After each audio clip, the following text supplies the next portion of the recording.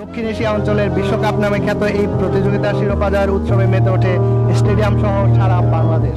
বাংলাদেশ জাতীয় ফুটবল দল সবশেষ যেবার শিরোপা জেতে তারও প্রায় 7 বছর পর আন্তর্জাতিক প্রথম ম্যাচ খেলে নারী ফুটবল দল।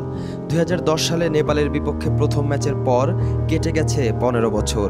এই 1.5 দশকে মেয়েদের ফুটবলের গল্পটা সোনালী অক্ষরে লিখে রাখার মতো। ধুঁকতে থাকা দেশের ফুটবলকে নতুন করে স্বপ্ন দেখিয়েছে মেয়েরাই। বয়সভিত্তিক থেকে জাতীয় দল সব জায়গায় দক্ষিণ এশিয়ার সেরার তকমা পেয়েছে নারী দল। দেশের নাম উজ্জ্বল করলেও এই মেয়েরাই বৈষম্যের শিকার। মাঠ এবং মাঠের বাইরে সমানতালে অবহেলিত ঋতুপর্ণা চাকমারা। হামজা চৌধুরী বাংলাদেশে যোগ দেওয়ার আগে দেশের ফুটবলের সোনালী অতীত শুধুই স্মৃতি ছিল। দর্শকরাও মুখ ফিরিয়ে নিয়েছিল। ফুটবলের সেই অতীত এখনও স্মৃতি হয়েই আছে, শুধু বদলেছে দর্শকের ভাবনা। গ্যালারিতে ফিরছেন তারা, সমর্থক দিচ্ছেন বাংলাদেশ দলকে। হামজা জামাল ভুঁইয়াদের নিয়ে নতুন করে স্বপ্নও দেখছেন তারা। আর এই স্বপ্নকে এতদিন জিইয়ে রেখেছিল দেশের নারী ফুটবলাররা। 2010 সালের পর এখন পর্যন্ত ফিফা স্বীকৃত 70টি ম্যাচ খেলেছে বাংলাদেশ নারী ফুটবল দল। এর মধ্যে জয় এসেছে 28টি ম্যাচে, হেরেছে 31টি এবং ড্র করেছে 11টি ম্যাচ। জয়ের হার 40%। অন্যদিকে একই সময়ে পুরুষ দল খেলেছে 127টি ফিফা স্বীকৃত ম্যাচ। এর মধ্যে হেরেছে 62টি ম্যাচ, ড্র করেছে 30টি এবং জয় মাত্র 35 ম্যাচে। জয়ের হার 27%। 2010 সালের পর শিরোপা জয়ের হিসেবে মেয়েদের ধারে কাছেও নেই ছেলেরা।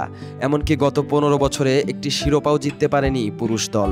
2023 সালে সাফ চ্যাম্পিয়নশিপের সেমিফাইনালে ওঠাই তাদের সর্বোচ্চ সফলতা। বিপরীতে মেয়েদের সফলতা সোনালী অক্ষরে লিখে রাখার মতো। 2022 সালে ইতিহাস গড়ে সাফ চ্যাম্পিয়নশিপের শিরোপা জেতে নারী দল। 2024 সালে শিরোপা ধরে রাখে সাবিনা ঋতুপর্ণারা। পরপর 2 আসরে সাফ চ্যাম্পিয়ন হয় বাংলাদেশের মেয়েরা। কোনো বড় শিরোপা জিতে সেই শিরোপা ধরে রাখা বাংলাদেশের ফুটবল ইতিহাসে প্রথম। পুরুষ দলও কখনো এই কৃতিত্ব অর্জন করতে পারেনি।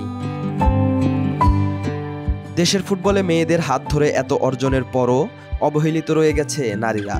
খবরের পাতায় চোখ পড়লে প্রায়ই দেখা যায় অর্থাভাবে ফুটবলারের মায়ের চিকিৎসা থমকে আছে। আয় না থাকায় ফুটবল ছেড়ে দিতে বাধ্য হচ্ছেন নারী ফুটবলাররা। অর্থ সংকটে বন্ধ হয়ে থাকে নারীদের লিগ, অথচ প্রায় 5 স্তরের ঘরোয়া লিগ খেলে পুরুষ ফুটবলাররা। League, challenge cup, federation cup, স্বাধীনতা কাপ ও সুপার কাপের মতো টুর্নামেন্ট আয়োজন করা হয় পুরুষ ফুটবলারদের জন্য। এখান থেকে বছরে প্রায় 50 থেকে 60 লাখ টাকা আয় করে ছেলেরা। আর মেয়েদের বেলায় তা শূন্য। নেই কোনো স্থায়ী লিগ, নেই পর্যাপ্ত ম্যাচ, নেই অর্থনীতির ভিত। এক মৌসুম খেলে আর এক মৌসুমে পড়ে থাকেন অনিশ্চয়তায়। একদিকে ত্যাগ, পরিশ্রম ও সাফল্য, অন্যদিকে অবহেলা, বঞ্চনা আর নীরবতা। বড় ক্লাবগুলোর নারী লিগে দল না দেওয়ার মানসিকতা পুরনো। গত বছর হাতে গোনা কিছু পারিশ্রমিক দিয়ে মেয়েদের খেলিয়েছে কয়েকটি দল। তবে বসুন্ধরা কিংসের মতো বড় ক্লাবও নারীদের সুযোগ দিতে নারাজ। 2019-22 পর্যন্ত নারী ফুটবল লিগে খেলেছে বসুন্ধরা কিংস। তখন একজন নারী ফুটবলার সর্বোচ্চ 4 থেকে 5 লাখ টাকা পেতেন। টাকার অঙ্ক বাড়াতে বলায় 2023-24 মৌসুমে খেলেনি বসুন্ধরা কিংস। 2022 সালে সাফ জেতার পর নারী ফুটবল দলকে বেতনের আওতায় নিয়ে আসা হয়। তাদের দাবির প্রেক্ষিতে বেতনভুক্ত করা হলেও সময় মতো তা না দেওয়ার অভিযোগও রয়েছে। বাফুফের বেতন কাঠামোর অন্তর্ভুক্ত রয়েছেন 54 জন নারী ফুটবলার। এদের মধ্যে 13 জনকে সর্বোচ্চ 55,000 টাকা বেতন দেয়া হয়। গত 2 বছর ধরে চালু করা হয়েছে ম্যাচ ফি, দেয়া হয় 10,000 টাকা। তবে সেটাও নিয়মিত পায় না মেয়েরা। আবাসন ক্ষেত্রেও বৈষম্যের শিকার নারী ফুটবল দল। ম্যাচ সামনে রেখে তাদেরকে রাখা হয় বাফুফে ভবনে, যেখানে ছেলেরা থাকেন 5 তারকা হোটেলে। এছাড়া কোচিং স্টাফ নিয়েও মেয়েরা অবহেলিত।